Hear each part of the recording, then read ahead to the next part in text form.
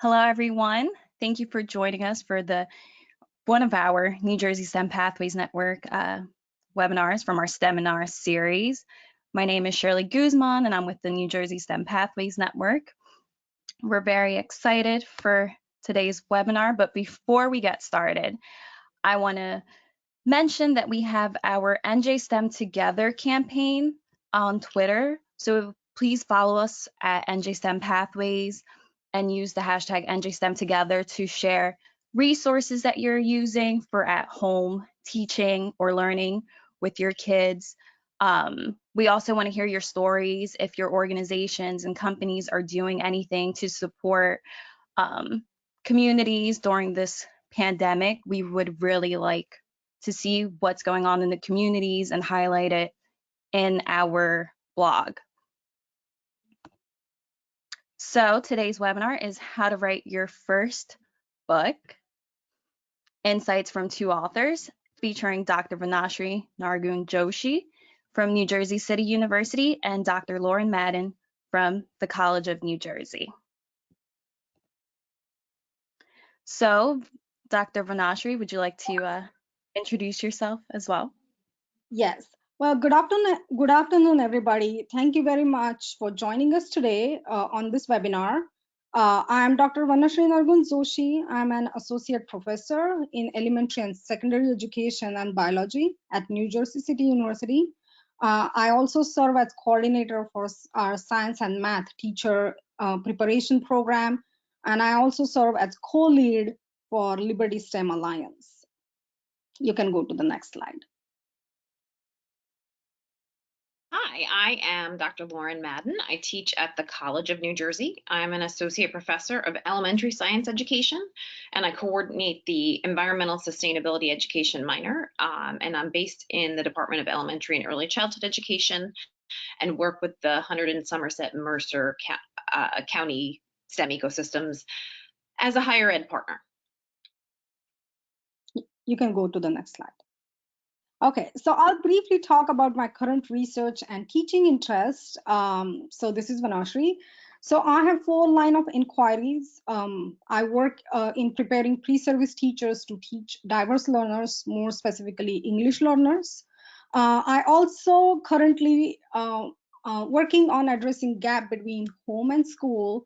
As we know that there are multiple avenues for teachers to get trained, professional development. We have multiple opportunities for students to learn, but when it comes to parents, there are very fewer opportunities.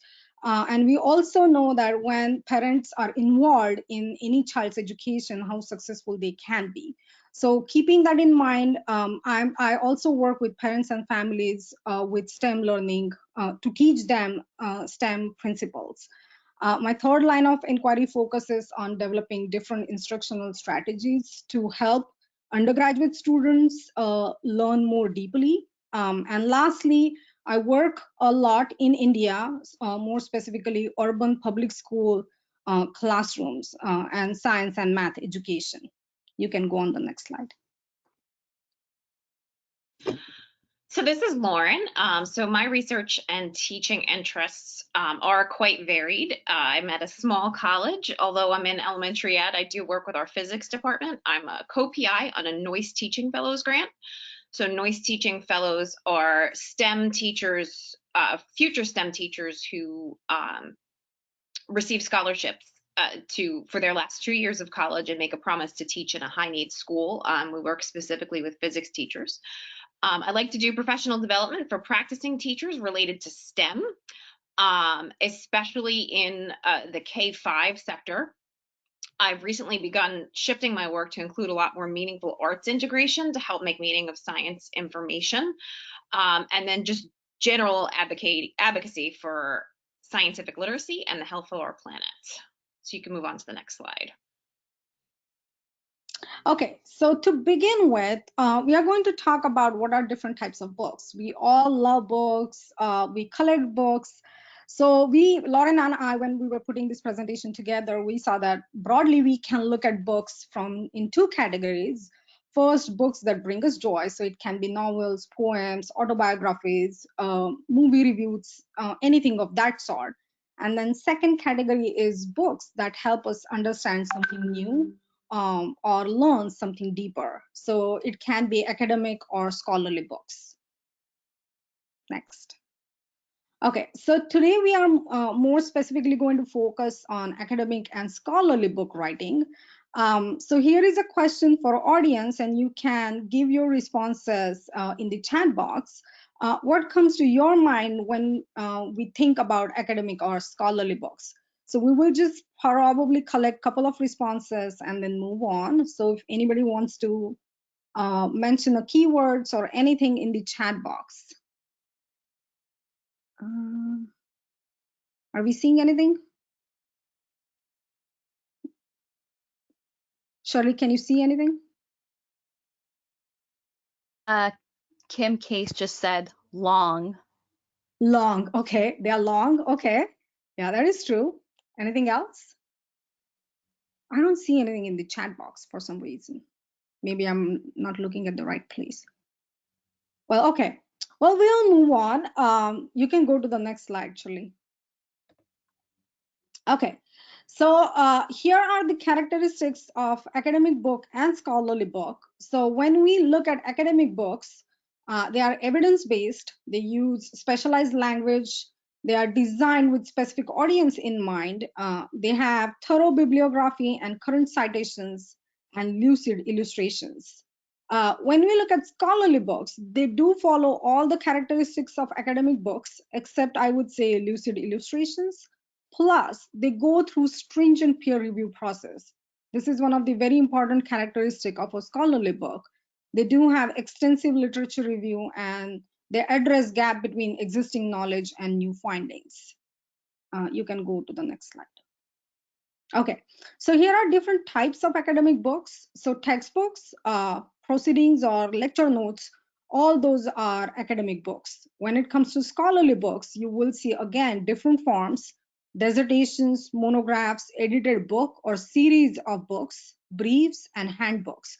You can go to the next one. Okay, so first I will talk about my experience with publishing book. So majority of my writing has been in the form of research article, in the peer-reviewed research or practitioner journals. So here are just few examples: Journal of Research in Science Teaching or Journal of Science Teacher Education. Some of you are probably aware of National Science Teachers Association. It is one of the large organizations, and they do have their own peer-reviewed journals, such as Science and Children, Science Scope. So Science and Children focuses on elementary students and teachers. Science Scope is more middle school. So I have published in some of these kind of places. Majority of this work is manuscript writing. You can go to the next slide. Okay, so this is the book that was published last year, October 2019, Science Education in India, and I'm very excited about this particular piece of work. This was published by renowned publisher Springer. It went through rigorous book proposal review. The book also provides authentic and broad overview of science education in India. So this is one of a kind. And we were very proud that we could bring different researchers from across the world to share their expertise, experiences, research, and reflection on science education. It also made trends and innovations visible when it comes to science education. And we had altogether 12 chapters from different authors. You can go to the next slide. Okay. So this book is not single authored book. This book is a co-edited book. And on next couple of slides, I will talk about what do we mean by edited book.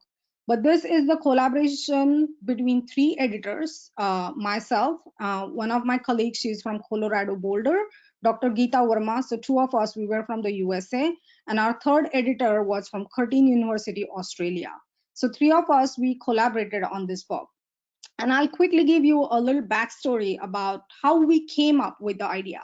So 3 of us, we actually met during one of the science education conferences, and we were just chit-chatting about science education, what is happening in India. All 3 of us, we come from India, now outside India, and 3 of us, we are from different parts of India, which look dramatically different from each other. So we were just discussing about the state of science education in India. And then during that discussion, we came up with this idea: when we try to search anything related to India, urban science education, STEM education, there is just nothing, or there are very few pieces that have been written or available for audience across the globe.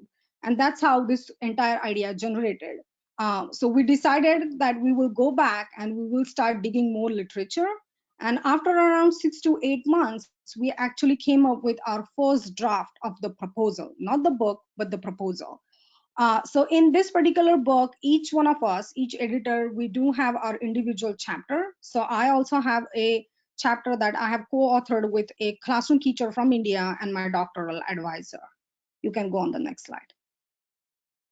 Okay, so when we think about editing a book, so book editing process looks different from authoring entire book.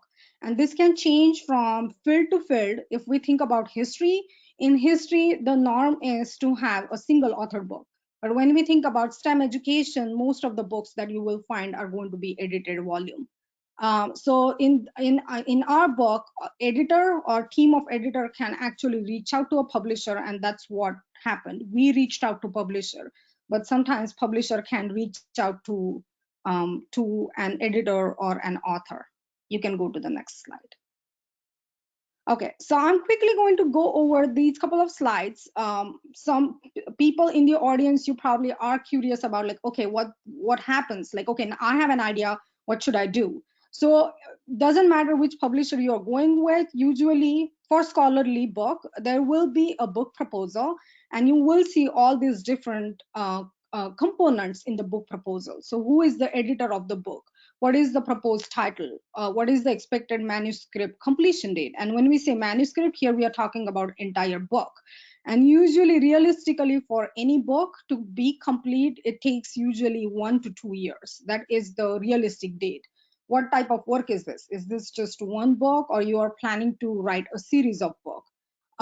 What is the word count? How many pages? Stuff like that. Your publisher will also ask you to give a brief text or description of your book. You can go on the next slide. Okay, who is the primary audience of your work? And this is very important from author or editor perspective, that who are you writing this book for? Who are the authors? So this particular section is asking anybody who is contributing in this book, they want information. List at least 3 unique selling points. Again, very important for editor to think about.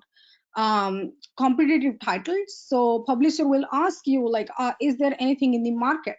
So for us, it was pretty straightforward and easy, because when we started searching, we literally didn't find anything that was specifically focusing on science education in India. What is the additional use of your book? So if you're writing a scholarly book, can it be used as a course book? And are there any organizations that will purchase your book? And also, lastly, sometimes publisher will ask authors or editors to suggest for experts, because your idea is probably so unique that publisher doesn't know who works in that area, so they can ask you for the expert or reviewer. You can go on the next slide. Okay, and then Lauren will go. Okay, so some of this is a little bit of a repeat of what Manashri shared, but in post-secondary STEM education, most of the way we publish our work is through research journals.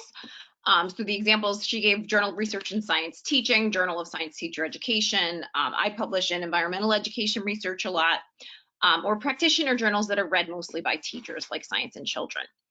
But sometimes opportunities come up to publish in a variety of different kinds of books, such as scholarly and academic books, which Vinashri went over. And those are for good reasons. So a lot of times when we look at an edited volume, that really allows the reader and the researchers and the authors and really the community of people interested in a topic to have one place to go to look at a lot of similar perspectives on one topic of interest. Obviously, textbooks can be used to help guide classroom instruction, and children's books can help put STEM ideas into child-friendly language and offer teachers some tools for their classrooms. You can go to the next slide.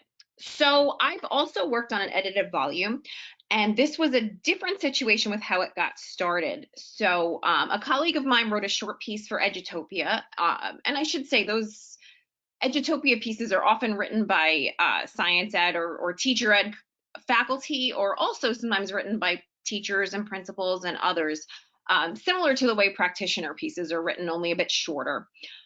So my colleague Tabitha Delangelo wrote this piece for Edutopia, and an editor from Rowman and Littlefield approached her to see if she'd consider editing a book on the topic. Uh, and since some of my work was arts integrated and another colleague of ours was as well, she asked two of us to help her with this project editing the book. You can go to the next slide. So we also had to fill out paperwork very similar to what Vanashri went through with Springer. All of the major publishers use a pretty similar format that way, in terms of making sure that you're doing your homework on your end as the book editors, that you're creating something that adds to what we understand and gives new perspectives and fills maybe a gap that's out there or updates the state of knowledge in a certain area. So what we did after that, we put out a call for contributions on different listservs that we're part of. We received drafts of chapters, and Tabitha and I did write one piece ourselves with a student. And then among the 3 editors on our team, we divided and edited the drafts, and the chapters were then copy edited by the publisher. In some cases, chapters are sent to authors for peer review. I recently published a chapter in a book with a colleague where that was the case. We reviewed 2 of the other chapters, and 2 folks reviewed ours. The book that I co-edited didn't do this, but it's not uncommon at all. And this was similar case with me. Yeah, you can go on the next slide. So this was the book that came out in early 2020, January 2020, International Perspectives on the Contextualization of Science Education. So I have a book chapter in this particular book, and I did peer review 2 other chapters from same book. So it was the way Lauren mentioned, I went through similar process, but it looked different from our own book. When we edited a book, we divided the work and we actually reviewed multiple chapters as editorial team. Next.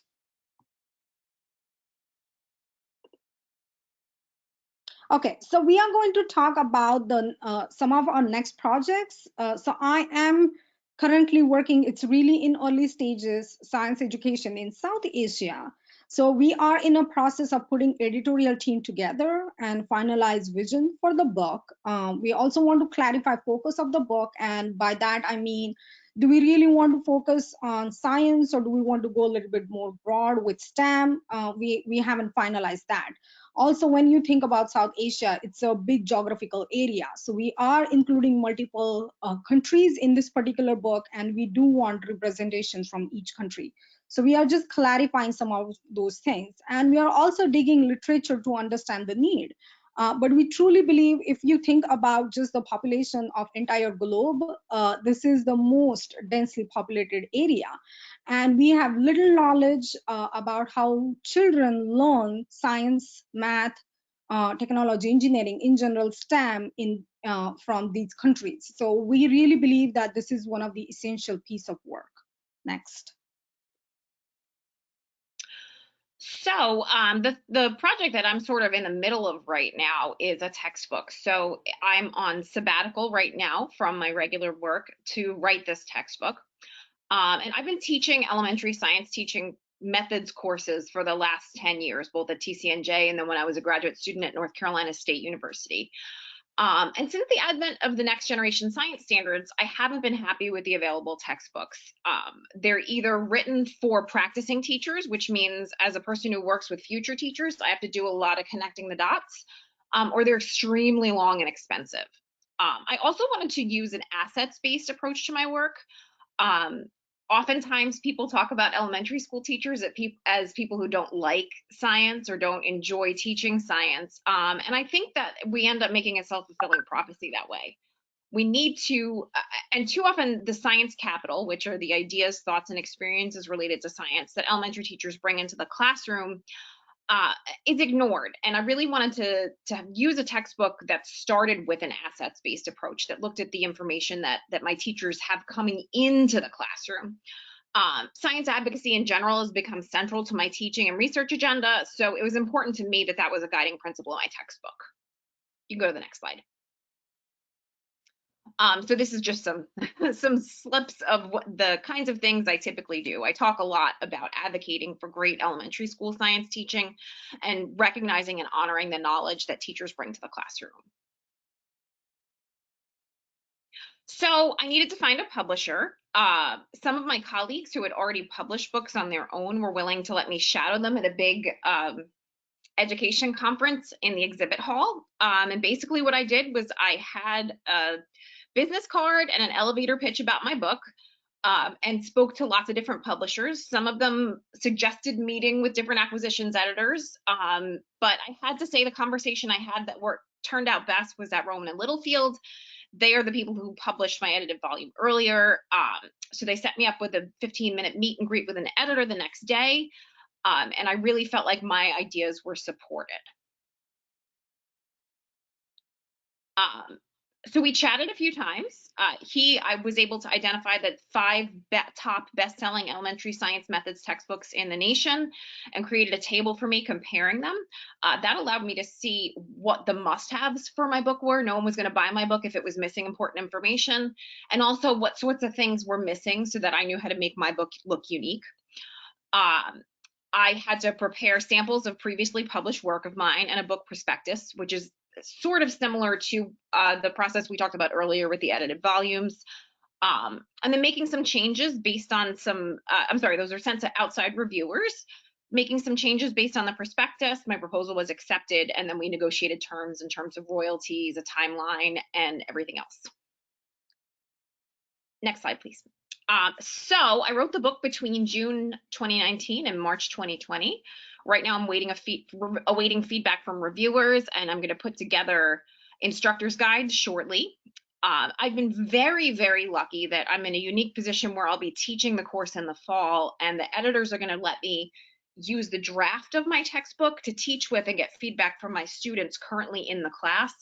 I'm really excited about that. It's an extremely unusual process, but I feel like I will have the best product in the end, having tested it out with actual students in the class. Next slide, please. So then the much harder part, I'm going to talk briefly about this, is writing a children's book. Children's books are much harder to write. It's almost impossible to publish a children's book at big or small presses without a literary agent. Despite the fact that I've published extensively in research journals, I've written and edited books, it really is a totally different animal. So I will tell you the story of publishing my children's book briefly, but I teach in Mallorca, Spain most summers. I won't this summer. As part of our global program at TCNJ, we work with teachers at international schools to earn master's degrees, and my students come from all over the world. And I think we can go on to the next slide. So the courses are held in this really beautiful place, and I teach a course called Trends in Education. You go to the next slide. So last summer, my colleagues were pretty curious about the raindrops that we saw. They were dirty and dusty, and if you look at those images, you could see on the slide and on the railing. So they asked me, because I was a science teacher, why that might happen. I wasn't really sure, and I thought, since in the summertime in Mallorca, it's not the rainy season, and it might just be that if it rains infrequently, the water droplets hit the trees and buildings on the way down, and they look like they're dirty when they hit cars and playground equipment and things like that.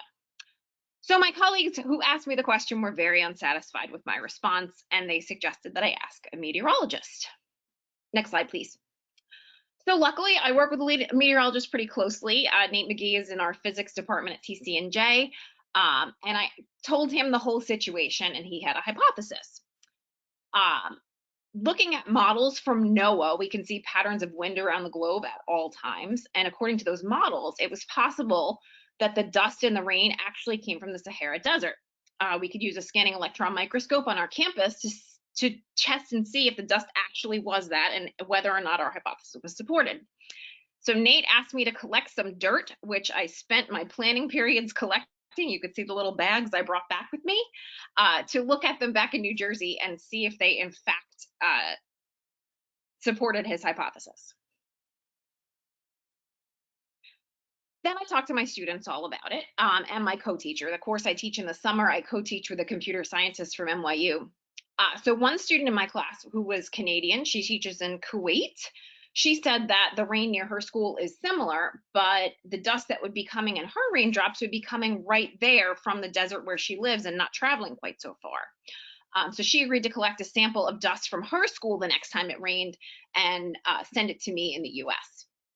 My teaching partner is a computer scientist, and he really thought it would be a neat idea to do some augmented reality features so that children reading a book about this dusty rain in Spain could shrink down to the size of dust particles and travel with those dust particles along the wind paths from the Sahara all the way to Mallorca.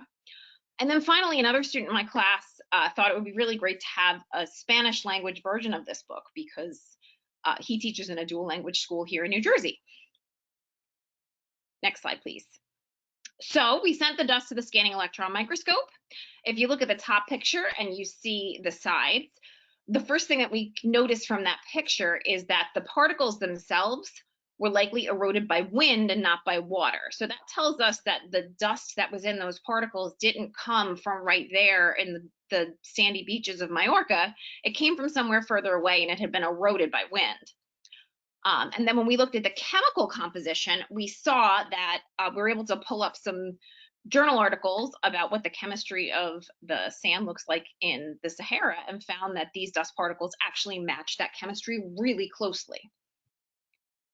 Next slide, please. So we can reasonably conclude that yes, the dust is Saharan. The chemical composition, the particle shape, and the wind patterns all point to the same conclusion.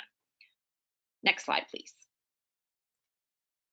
So basically, we talk a lot about elementary science and literacy being combined to save time, to help teachers as a solution for finding time for science teaching. But what we need is better books. So I attempted to write this book, and STA Press was not interested. They thought it'd be a good science and children article, but did not want to write a whole children's book about it. I'm in conversations with another publisher, but given the COVID pandemic, we are on hold as to what's going to happen next with that. But we will self-publish on Amazon if we're not able to secure a publisher. I just sort of wanted to tell you the story of what my children's book looks like. And even though it does fill a hole and is sort of unique, it's still extremely hard to get through that. And it's a lot different process than academic and scholarly books. I'm going to pass it back to Vinashri now. I've talked enough. Well, thank you, Lauren. So I think for the audience, we really thought that we will talk about 3 types of books today. So we talked about the scholarly book in the form of edited volumes. Lauren talked about her textbook experience and her children's book experience. So I think it's time, like for all of us to think about if you are thinking about writing a book, what should be the first step? So maybe starting with reviewing a book is a good idea because this allows you to see a structure of book more closely. It gets you familiarized with the new topic and language. So it's a really good idea that if anybody in the audience is thinking about writing a book, academic, non-academic, just reviewing a book, it's a good exercise. Maybe contributing to a book. So you can start with writing a book chapter because this allows you to see everything that we talked so far behind the screen. You can experience it firsthand with less responsibility because editor is going back and forth between authors, publisher. So it's a lot of work. But when you're writing a book chapter, you're just focusing on your work, but still you get to see the entire process. Another thing is, it's just in general a good idea that you keep log of your ideas. You will start seeing a theme or a pattern between all the ideas that you are jotting down or you are putting down, and it will eventually culminate into a project. We also suggest that you look at different writing styles. Even within scholarly writing, you will see that it can take different forms. If it's an ethnographic book, it looks dramatically different than some of the books that we have shared today. I have also seen a book where there are long, beautiful narrations on the top, and then authors have presented their take on those narrations, and still it is considered as a scholarly book, but very creative form of writing. And lastly, but really important, that you need to build your network. Yeah, so writing can be very lonely process, but when you are working on a book, probably you need to have some potential partners, collaborators. So having a good network is really, really important. You can go to the next slide. Okay, so this is just one example that I'm sharing. So this is the email that I received from Teachers College, Columbia University, and you will see there are two books: Engineering Instruction for High Ability Learners in K-8 Classroom and Successful Science and Engineering Teaching. So these two books were getting published by Teachers College, and they asked me if I will review these books. So this gives you multiple advantages. First of all, you are reading a book that is not even in market. So you are actually keeping yourself really updated with something that is still not on market. And as I mentioned before, that you actually get to see how authors, so both these books are from similar area, but still they had very different take and different writing styles. So you get to experience the book before you start thinking about writing your own. Next slide, please. Okay, so when we were working on this webinar, Lauren and I, we actually came up with a good idea, or we want to believe it's a good idea, which we will share at the end. But I briefly want to talk about something called Springer Briefs, because that's where we are leading with this entire conversation. So Springer Briefs is actually publication by Springer, and these are concise summaries of cutting edge research and practical applications, and they do publish across wide spectrum of field. So most of the Springer Briefs are between 50 to 125 pages. So they are not traditional books in a lot of sense, because traditional books have a lot more page numbers. They briefs have very quick turnaround, and they publish in the form of ebooks as well. You can go on the next slide. Okay. And Springer Briefs, they typically publish something on these lines.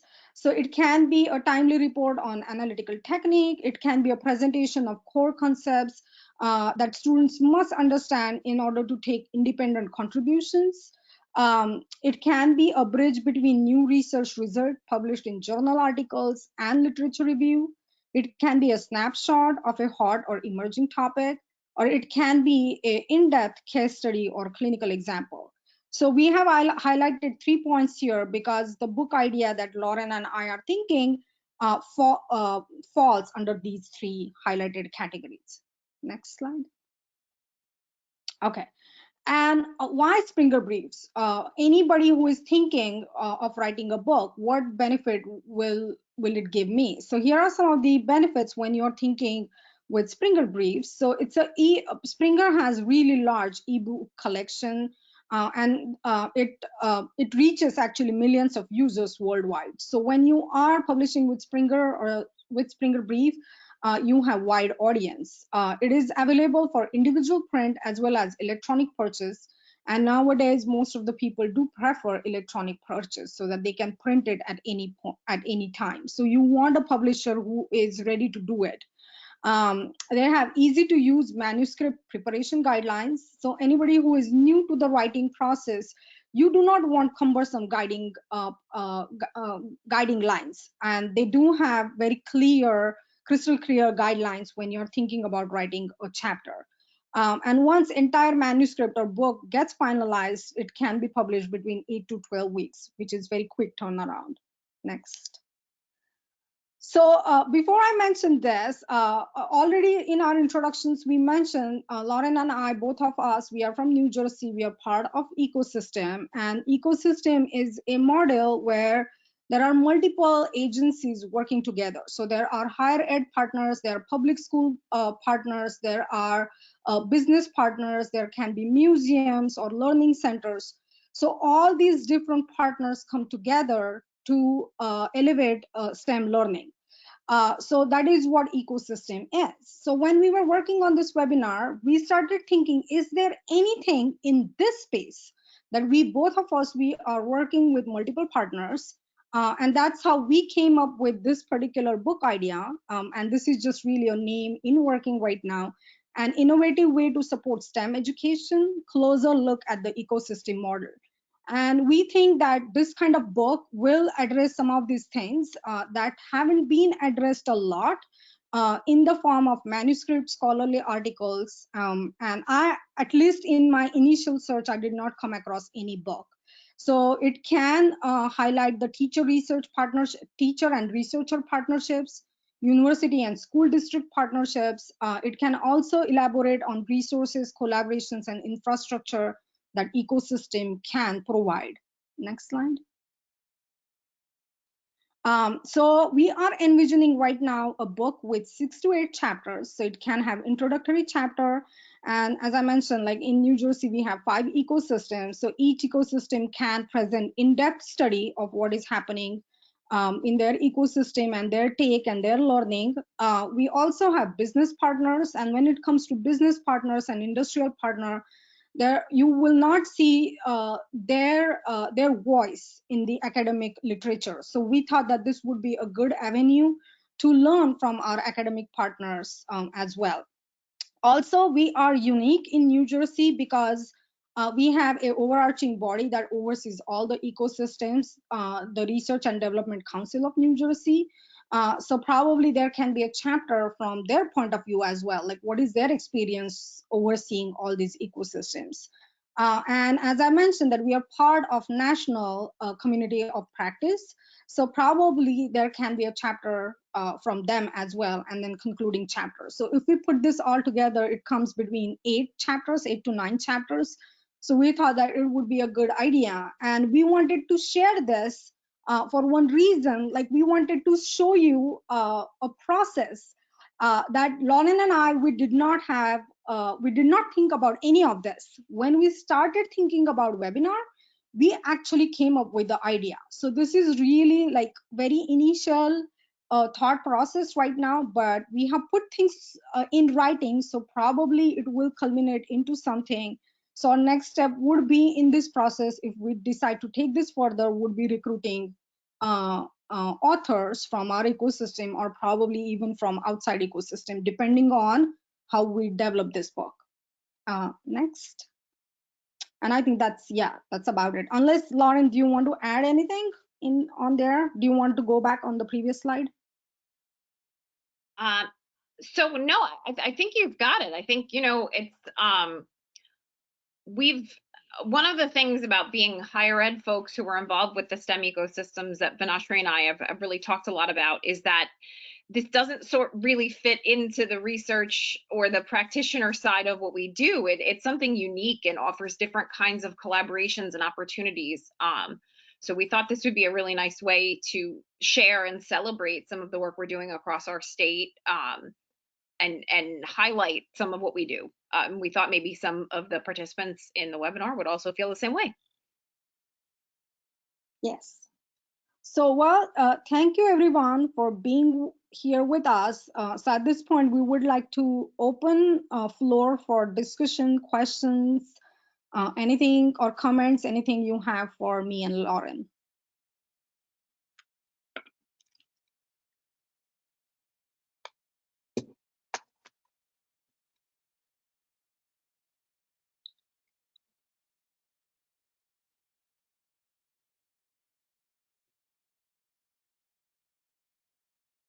Oh, hi, everyone. It's Kim. I'll jump in, Vinashri and Lauren. I mean, you guys did a great job. Thank you so much for all of this.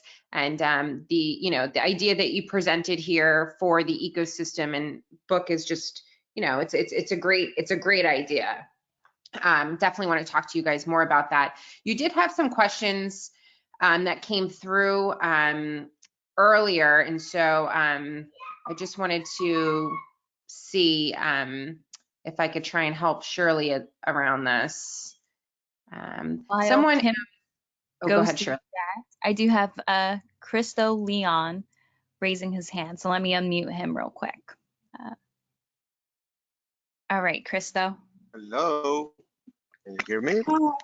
Yes, hello. Hi. First, thank you everyone for this. This is really, really cool. I'm really interested in this topic. And I guess it's not so much a question, but like a part of my ongoing discussion.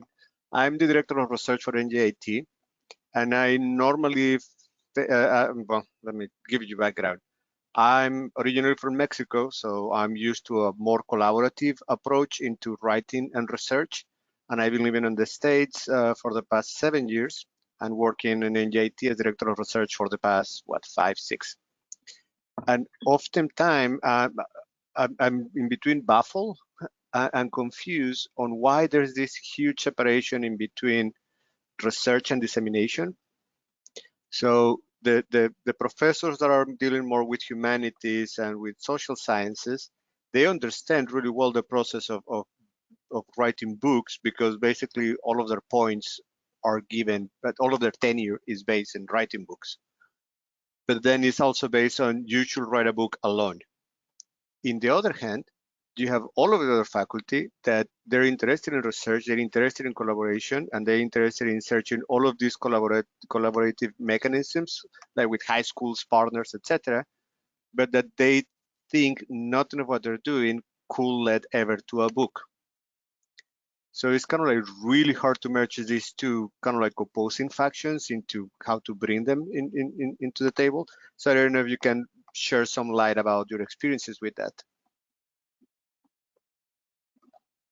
Well, that's why we really like this ecosystem model, because Lauren and I, both of us, we work at the university. And when we are at the university, we do not get to interact a lot with other partners. But ecosystem model kind of presents you that opportunity that you actually are working with teachers, and not necessarily just teachers, you're working with students, you're working with administrators, sometimes actually even with some of the politicians, like similar to you, like I'm from India.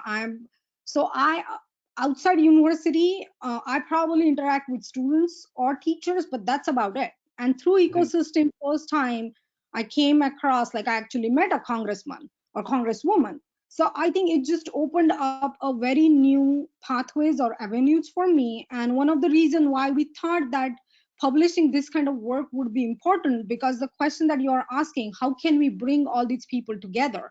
And I think this kind of model would be the answer. It need not be so giant, it can be something on a smaller basis. So probably inviting group of teachers to NJIT, showing them labs, probably bringing elementary kids on campus. And Lauren also does a lot of work on those grounds. And I also try to bring kids on campus, because when you're bringing kids and teachers on campus, you're actually bringing families on campus. And a lot of times, higher ed faculty members feel uncomfortable to talk about general population. So again, Lauren and I, we come from a little bit different background, because we work in teacher ed, we work with families. But I am also part of biology department, and I know some of my colleagues can be very uncomfortable when it comes to explaining science to a layman. But when you are presenting these kind of opportunities for the faculty member, higher ed faculty member, to interact with general population, I think it just opens up more ways of explaining your research. And I think that's how the seed of collaboration can start. And maybe Lauren can share some of her insights. So I agree, and I think you brought up a really good point that sometimes in the humanities and the social sciences, the things that happen in higher ed are clearer to the general public than they are in the STEM disciplines. Aside from, you know, that one great discovery you hear about, you don't hear about all of the ways we taught people about that discovery, or the thousands of people who contributed to that discovery. One of the things that my dean has emphasized that I've really tried to to think more carefully about is the importance in higher ed of being a public intellectual. So when our work comes out, are we making sure that we're privileging and acknowledging the voices of the people who contributed? Are we making sure that the teachers that we work with are co-authors, or at least acknowledged in our work? Are we able to write that quick blog post for the organization that follows up on the research article that we did? And that kind of thing, I've been working towards that. I've also been working on changing the conversation I have with the teachers who host my students. So my students typically have practicums for their science methods classes where they're in a school. And normally I only hear from the teachers who are hosting my students if there's a problem. Yes. You know, that's the only time they give me a call. And a few years ago, I decided to just invite them to come to campus, give them a little tour, give them some coffee and cookies, and everything changes. I had teachers offer me student samples to share with my classes to use as discussion points. I had them stop calling me Dr. Madden and start calling me Lauren on their own, because we came to a different place. So I think the nice thing about STEM ecosystems, and I think this is kind of where Vinashri and I really started thinking about future collaborations, is that it provides sort of an avenue for allowing more of these kinds of collaborations to take place. And this kind of book, we feel like, is probably the best next step to highlight them and share them. Thank you very much, because it's part of the reason why I collaborate with all of these groups, to find out different opportunities for my faculty. So, yeah, I agree. Thank you. Thank you so much. Okay, so now I'm going to unmute Robin Latore. I see that you had a couple of questions, so I'm just going to unmute you. Hey, how we doing? Doing Hi, well. Robin. Thank you, Robin. Thank you, ladies, for putting together this webinar. I really appreciate it. So I am about 2 chapters written of a book that I've wanted to write for about 2 years now, having to do with STEM education and you know, how schools in general need effective leadership in STEM, as well as a revamp on what schools look like. So I'm not quite sure like where a professional development meets new approach would fall in the type of book I'm trying to create. And then the other question that I had was like, how do you start reaching out to publishers when you have ideas but not necessarily a whole manuscript?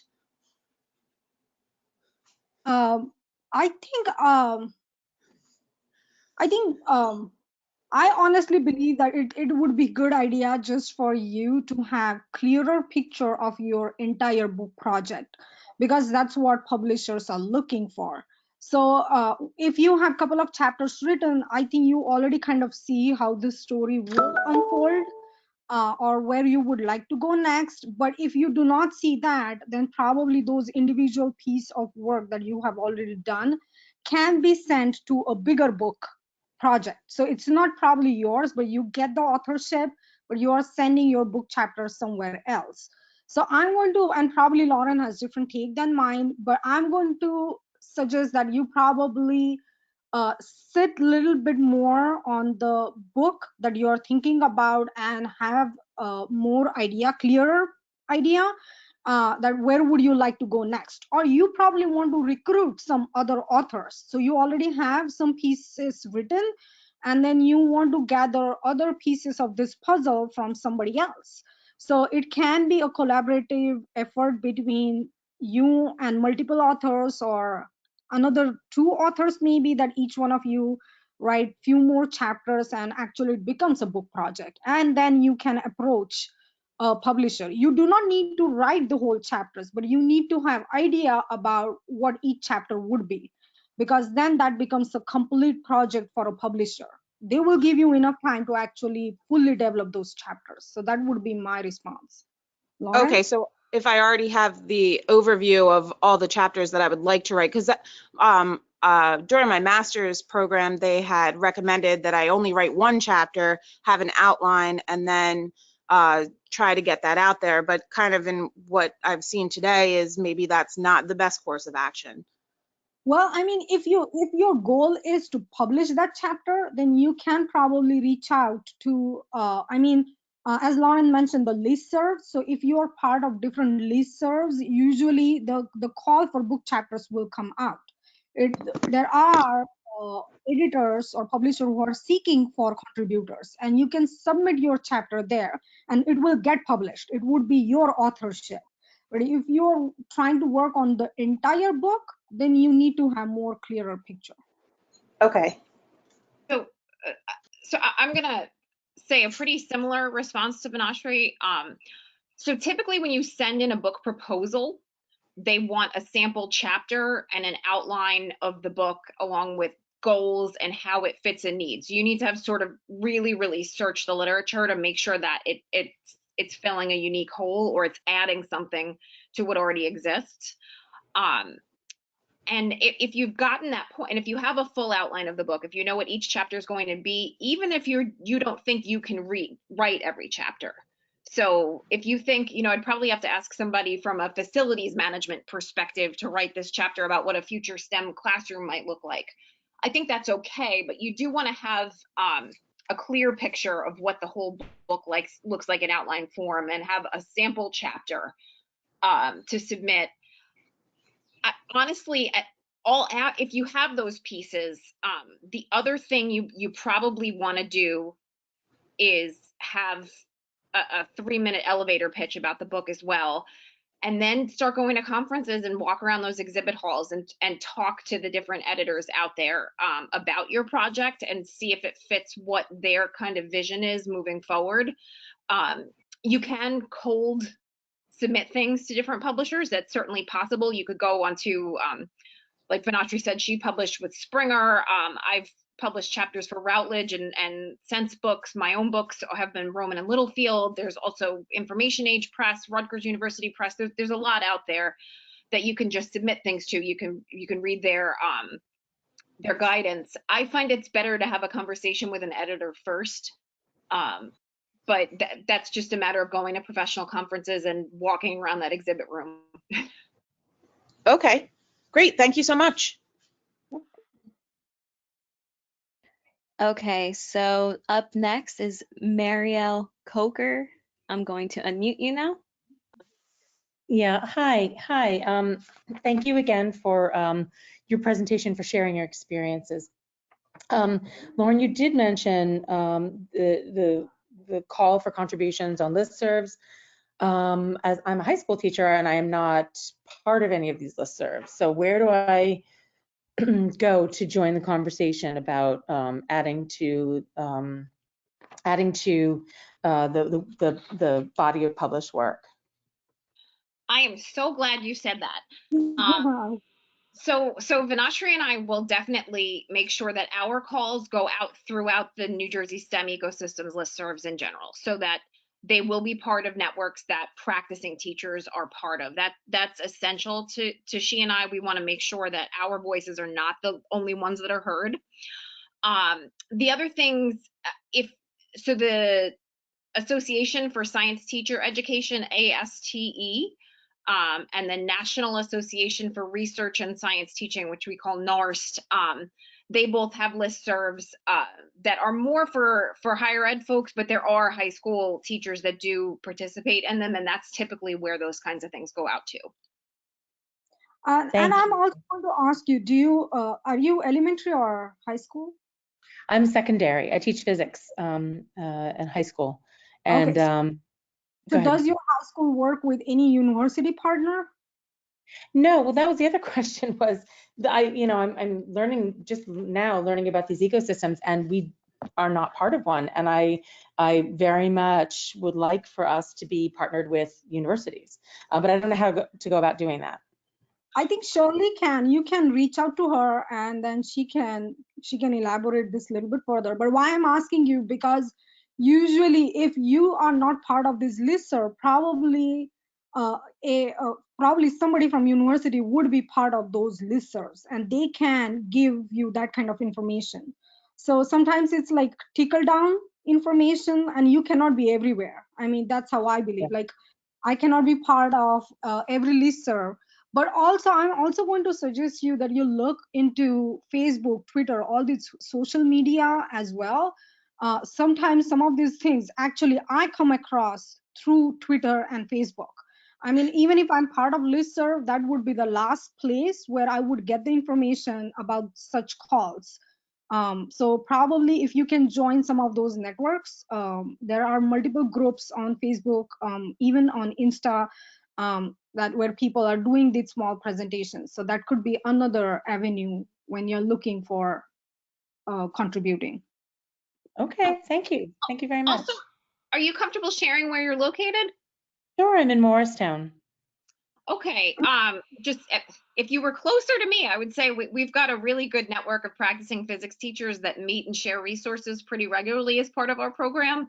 But I think you're probably a little too far away to come to that from time to time. But it's definitely. Oh, I see Kim's got that message out there. It's a really nice organization to be part of, the STEM ecosystems. It really is a nice way to network with other folks. That's great. That's so good. Well, thank you. I think there will be more teachers who are probably in the similar situation as you. So one person at a time, but we are trying to bring many teachers to the ecosystem. I mean, I always when I work with teachers, I always talk about ecosystem and encourage people to be part of this network. You're going to get a lot of support when you are part of this. Yeah. All right. Well, good. Thank you so much. Of course. Okay, so the next question is from Jim Hetherington, and he actually already logged off, but he was asking, what writing programs do you recommend, I guess, for on your computer, laptop? Any suggestion? I don't have any suggestion writing program. I mean, I don't know if he's talking about improving your writing. I'm just going to this is a lame answer, but reading more and writing more. And this is coming really from a person who is non-native speaker, non-native writer. So I really have to every time when I write anything, I ask somebody to look at my writing. But over time, I have improved just because I kept writing. But if there is any specific program that you're looking for Word, as I said, it's a lame answer. Okay. So are there any other questions? I find for myself for writing, I really try and stick to setting a time and doing nothing other than writing when I'm doing that. I'm big on having 40 minutes of don't even get up and get a drink of water, to get concentrated spurts of writing out. If he's looking for something like that, that's what works for me personally. Also, most of the writing I do is collaborative, so I prefer Google Docs. But other than that, I don't have any specific suggestions. All right. Thank you, Vinashri and Lauren. I'm not sure if everyone's able to see the chat box. I know that there was an issue earlier, but Kim Kate had shared the links to our next quarterly meeting, which will be May 29th at 9:30 a.m. virtually. So if anyone's interested in registering for that or to be part of our listserv, I will send those links with a follow-up email to this webinar, just to make sure everybody gets it. And if you want to learn more about the New Jersey STEM Pathways Network, you can also visit www.njstempathways.org and follow us on Twitter at njstempathways. I guess I will open it up to see if there are any final remarks from Lauren and Vinashri. No, well, thank you very much to New Jersey STEM Pathways Network for giving us this opportunity to present our work. So thank you, and thank you to the audience as well. And thank you, Lauren. Thank you too. I really enjoyed doing this. It was great to participate in this, and I hope everybody's well. Oh, yeah. Bye, everyone. Bye. Bye.